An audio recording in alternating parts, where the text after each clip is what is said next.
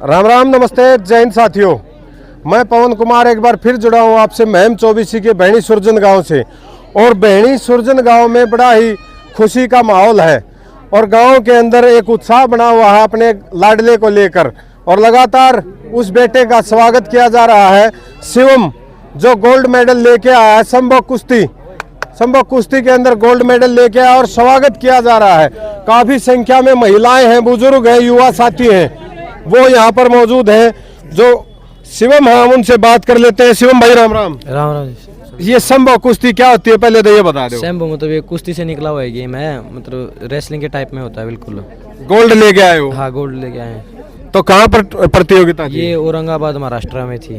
तो कैसा रहा वहाँ का सफर? बहुत अच्छा रहा सफर। वहाँ कोच साहब भी बहुत अच्छे, कोच साहब का आनंद। तो अगला टारगेट क्या रहेगा? अगर एशियन चैंपियनशिप का, वर्ल्ड का, ओलंपिक तक का लगेगा। जो आप अभ्यास करते हैं कहाँ पर अभ्यास करते हैं? मैं कोच साहब के पास। चलो कोच साहब नमस्कार। नमस्कार सर। सर जो अभ्यास होता है, जैसे शिवम का जो प्रदर्शन रहा है उसको लेकर, इनके भविष्य को लेकर क्या कहना चाहेंगे? जी, अभी इसने गोल्ड मेडल जीता है, जिसके बेसिस पे इसका आगे एशियन चैंपियनशिप और वर्ल्ड चैंपियनशिप के लिए सिलेक्शन हुआ है।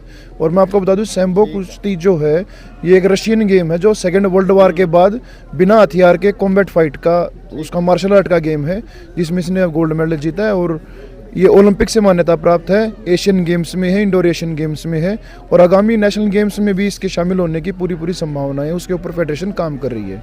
एकला मतलब हंगा काम नहीं करता, धमाके भी उठे हैं। जी बिल्कुल, सारी चीज़ है जी। तो अगला टारगेट क्या रहेगा इनका? अगला टारगेट कजाकिस्तान की एशिया चैंपियनशिप है जो मई जून में होने जा रही है, तो वो भी उसी की तैयारी में है। और उसमें भी हम उम्मीद करेंगे कि शिवम जाए और गोल्ड लेके आए, देश का झंडा ऊंचा करके आए वहाँ। आज गांव में बेटे को इतना प्यार मिल रहा है क्योंकि चारों तरफ से पलक पावड़े बिछा कर रखे हैं, डीजे बज रहे हैं, अच्छा प्रबंध किया है। गांव के लोगों का प्यार देखकर जो युवा साथी जो रास्ते से भटक गए हैं, चाहे वो नशे की तरफ गए, चाहे अपराध की तरफ गए, उनको लेकर क्या कहना चाहेंगे?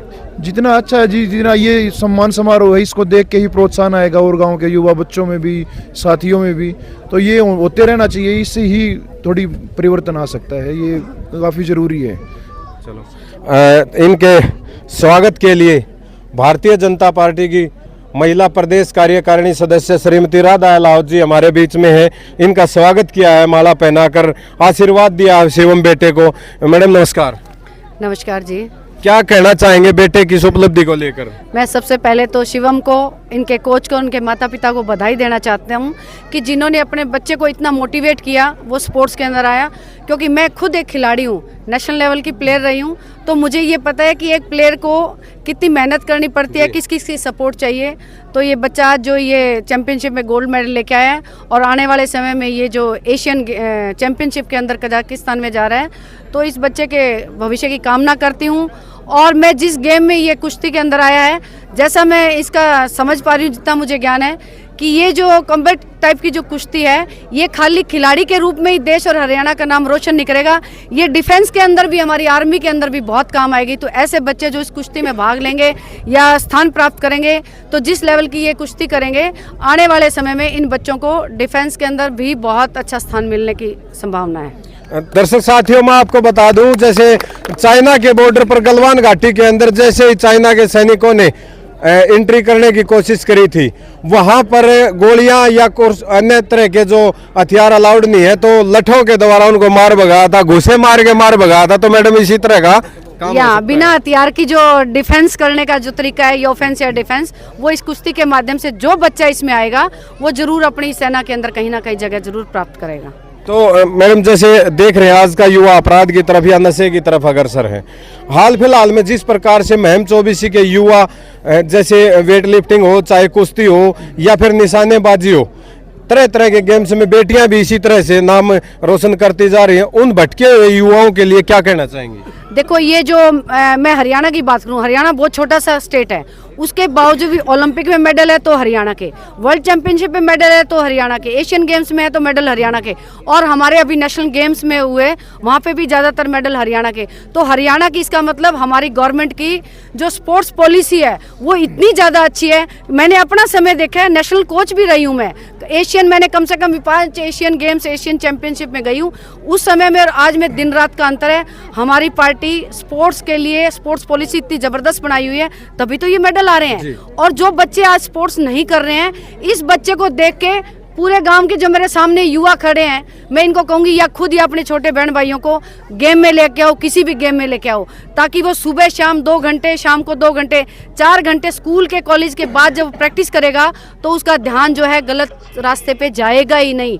तो स्पोर्ट्स अति आवश्यक है, खुद के लिए भी, अपने परिवार के लिए भी, अपने स्टेट के लिए भी, अपने देश के लिए भी, क्योंकि एक खिलाड़ी एक ऐसा है, सैनिक और खिलाड़ी। अभी मैं रास्ते में बात कर रही थी कि मैं एक स्पोर्ट्स पर्सन हूँ, तो मैं मेरे मैम हल्के के अंदर जो भी स्पोर्ट्स के लोगों के लिए सुविधा है, मैं आने वाले समय में, ये गांव सारा खड़ा है मेरे सामने, मैं सबसे एक ही गुजारिश, खासकर युवा बच्चों को कहना चाहती हूँ कि जो युवा है वो पूरा संसार में, भारत एक ऐसा देश है जिसमें सबसे ज़्यादा युवा है, और ये युवा जो खड़े हैं इनके ऊपर मेरी सरकार को बहुत भरोसा है। तो युवाओं से मैं प्रेरणा अपने देना चाहती हूँ, इनसे बात करना चाहती हूँ कि आप सब लोग शामिल होके इस मुहिम के साथ जुड़ो, इसके साथ आओ, ताकि आपका भी भविष्य अच्छा हो सके। और मैं खिलाड़ी होने के नाते मैं एक भी ऐसा खेल नहीं छोड़ूंगी जिसमें सुविधा की कोई कमी हो। और आज भी मैं आपके माध्यम से कहना चाहती हूँ कि आने वाले अगले हफ्ते तक, मैंने पहले भी अनाउंस किया है, ओपन जिम मैं पूरे के पूरे 36 महम ब्लॉक की जो 36 हमारी पंचायत है, क्योंकि मैं खिलाड़ी हूँ, किसी ने डिमांड नहीं करी गांव में,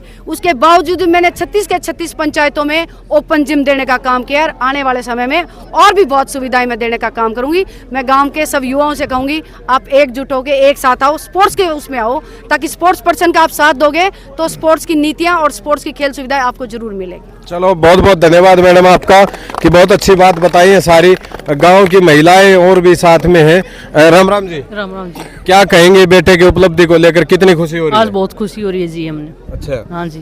तो चाहेंगे जैसे बेटे ने गोल्ड की प्राप्त किया, उसी तरह बेटियां भी गोल्ड लेकर हाँ, आए। बेटियां भी होनी चाहिए, पहले नंबर आने चाहिए बेटियां भी। हाँ, राम राम जी। राम राम जी। कितनी खुशी हो रही है आज बेटे ये को? खुशी हो रही है, जमाए खुशी हो रही है बेटा। अच्छा। हाँ, खूब खुशी, जमाए खुशी हो रही है। घी दूध चूरमा।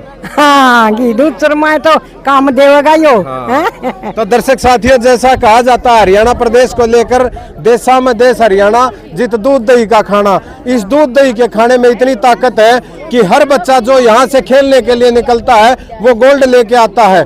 मैं और भी युवा साथियों से अपील करूंगा कि जो मेरी वीडियो को देखने वाले हैं वो इस तरह से मेहनत करें कि ताकि अपने देश, प्रदेश और गाँव का नाम रोशन हो, हर बुलंदी को छुए, गोल्ड मेडल लेके आए, ओलंपिक हो चाहे वो एशियन गेम्स हो। हमारे साथ में शिवम की मम्मी है। राम राम जी। राम राम जी।